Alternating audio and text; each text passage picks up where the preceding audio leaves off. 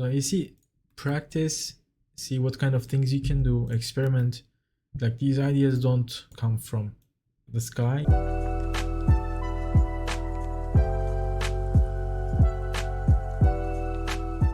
Alright, back to another episode. In this one, we are going to be making the mountain ranges. And right now, because we have a bit bigger map, I can also demonstrate you how the color coding works in a better way. Because remember, on the previous map, due to the map being very small, I couldn't really demonstrate it, and I told you that I will come back to it again and show you how practical it can be. And starting with mountain ranges, I can just, instead of like placing them, I can just create here quickly. I'm just gonna get back to my colors here and there, apply them, see how it could work. And if I want to have some higher ranges, or if I want to specify the points that I want my mountain ranges to be bigger, wider, or higher, I can just use a darker shade. We can also talk a little bit about to-dos and mountain ranges, and I'm also gonna show you those with the colors.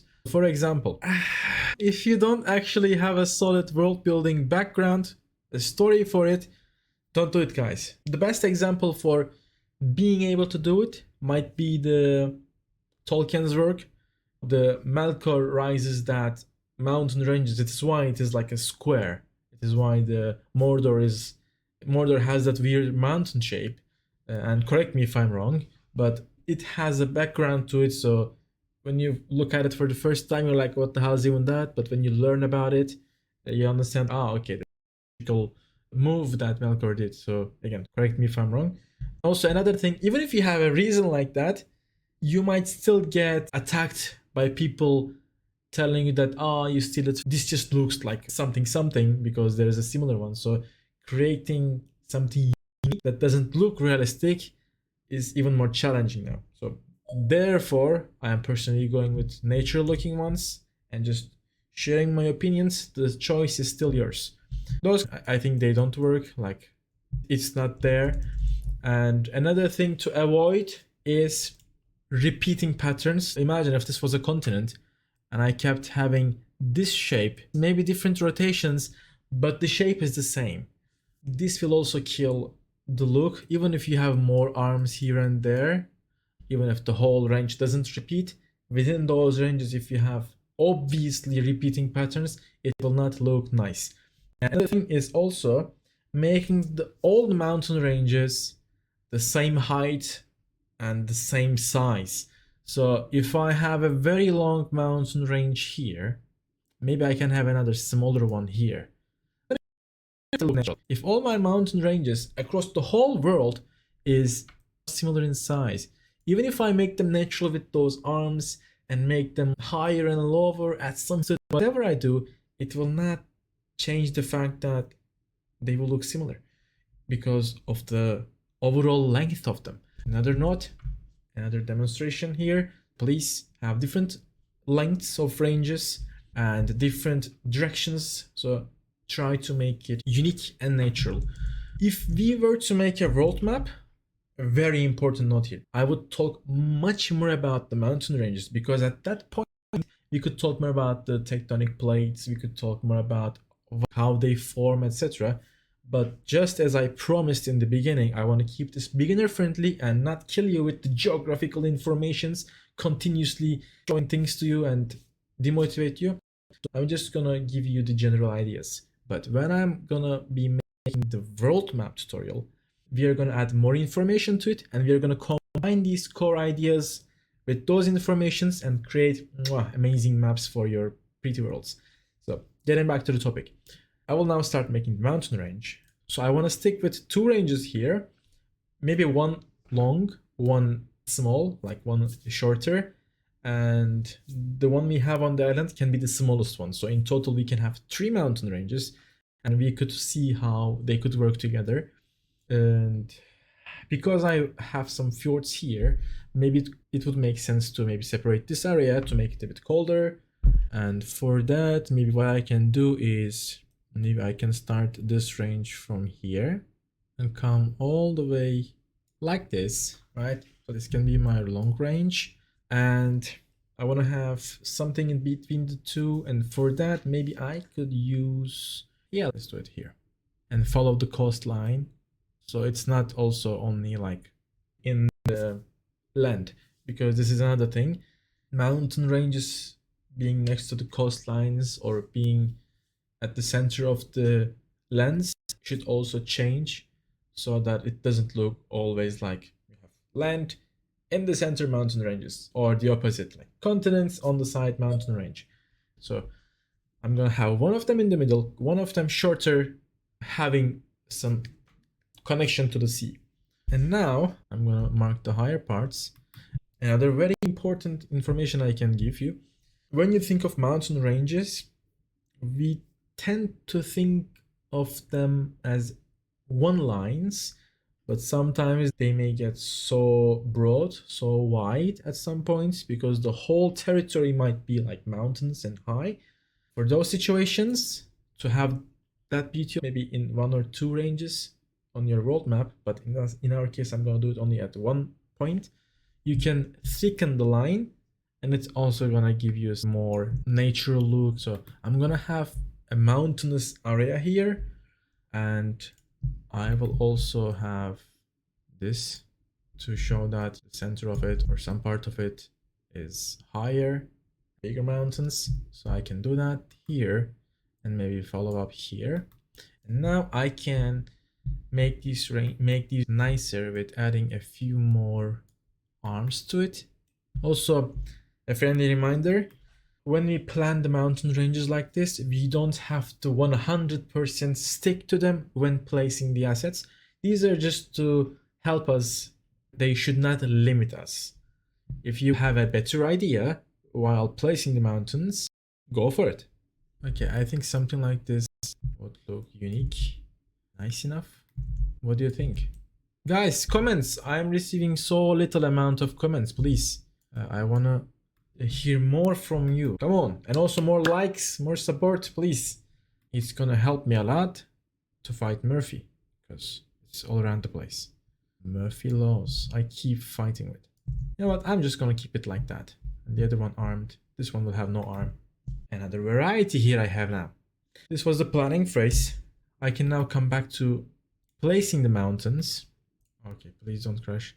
Oh, a second, I thought it's gonna crash. I hate it when it does that. Okay, another very pro tip I can give you is when you are placing mountains, no matter which collection you use, in fact, this is not even limited only with the mountains, no matter what type of assets you are using, you wanna make sure the lines don't connect. What do I mean by that? For example, if I have this mountain here, like it's fine, but if I have it right here, this line matches with these lines and it breaks the separation. It makes them weirdly united and it kills the perspective, it kills the aesthetics.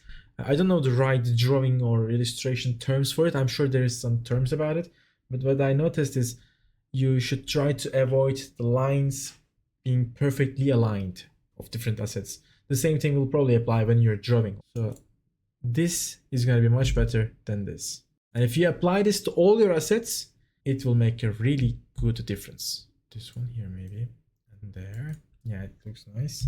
Yeah, maybe this one. So you see again, like none of these lines are unwantedly matching. So this is one of the best tips. Now I have my bigger part there, and I'm going to do the same here. And I'm also trying to make sure that there is no same asset repeating in close area. So I'm also trying to get the different assets if they are in a smaller area. I'm trying to use different ones. Another thing I could also talk about is when you have mountain ranges, if you make them sometimes on top of the sea, just like this, you will also have a nicer look. It's gonna make those assets feel like they are drawn there, not like just added there. Like it becomes more part of the map, in my opinion. So when you're adding, you might want to also adjust the coastlines a little here and there to get that extra benefit here and make it like this. It's especially nice when your mountain range is on the north, like, or on the top of the map next to the sea. So then the sea, like, disappearing behind the mountain continuously creates a really nice look, in my opinion. Maybe I can create a passage here, like an interesting looking one, like this, and I can use some paths to enhance it. So a separation, a thin separation within the mountain range. This is another nice detail you can add to your mountain ranges. Yes, and now I'm gonna finish the rest with hills. I'm doing the same thing with the hills, trying to make sure that they don't overlap badly with the drawing lines. I can also sometimes do non-planned hills. Like here, for example, what I can do, I can maybe add a little bit of extra hills here, because in order for fjords to form, you need some elevation there so that all that snow and things can just continuously move and carve out the land. Again, correct me if I'm wrong. So we are showing a little bit of that. The surrounding of the fjord has differences in elevation. So you see, practice, see what kind of things you can do, experiment. Like, these ideas don't come from the sky. You just make more and notice that there are many more options. There are many things that you can apply that will make each of the map different, or that will make sure the maps represent what you intend to do. And another thing, sometimes what I do, you can also plan the hills if they are like separated from the mountain ranges. If I was, for example, making a world map, I wouldn't try to show the separated hill ranges, but because we have a very small map here, we might do it to add some more detail. But again, it's more about the scale and the style that you want to achieve. This map, I can do it. Maybe I can put one or two here, because they can also give me some information about the overall elevation, so I can use them as a guide to understand where the rivers go and how they flow, and where I can potentially have some lakes. For example, if I also had a few, let's actually have a few more here. Like you see in this case, what I know is that inevitably this part that we see here, let me quickly show you, this part that I color here is most probably not higher than those hills. So I might have a lake here, get rivers flowing from those hills, and from one of these gaps, let it meet with the sea. So they are giving me actually tips to understand the overall elevation of the map. Another very nice tip I can give you is to stick with, what is it called, odd numbers, like 1, 3, 5, 7, etc. Not every time, but in general, if you do it, it's gonna look nicer. It would be nicer to have 5 instead of 4 hills. It would be nicer to have 5 mountains instead of 4 mountains or 6 mountains. Sometimes you can apply these rules also to increase the aesthetics a bit more. Not because most people will notice, but it will make them like it more without the people understanding why they like it, or what are the things that makes it look nice. If you ask somebody, they are not going to be able to tell you the exact reasons, but these kind of little tips, when you apply them, it's going to give you that extra boost. So as you can see, now we have some really beautiful and, in my opinion, natural looking mountain ranges. Let me quickly do a little bit of more changes here and there. Normally I would also add the dunes at this point with the mountain ranges if I already know I'm gonna have some deserts there. But if I don't know it, then the dunes will come later. So already let me tell you that, in case you tell me like, yeah, but the volcanoes goes with the mountains, why not the dunes? There also terrain, etc. So just in case, I'm telling you, if I already know where I want some deserts, I could add them now, or I could add them anytime, because the dunes will not be really attached to the ranges and stuff. Be free about it, don't have worries about deserts. They are the easiest to add due to the surrounding of the deserts being isolated due to the dryness and stuff. So that's also covered. Thank you very much again for watching, and I'll see you in the next video. Bye.